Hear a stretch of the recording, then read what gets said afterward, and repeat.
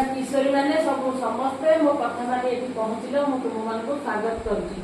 बहुत भी खुशी अच्छी तुम उपर जाओ मो कथा मानी सब समय ठीक समय आसुच सब कथा मानुच आ तुम मान आज इम्पोर्टाट विषय वस्तु है आज है आमर विश्व ऋतुस्राव स्वच्छता दिवस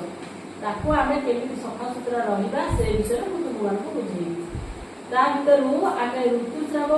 बेले तुम्हें सब कौन यूज कर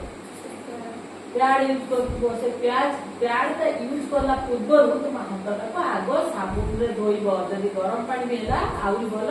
नख उषुम पानी रे साबुन दे हाथ को धोब से प्याड टाक यूज कर इन्फेक्शन किसी हम ना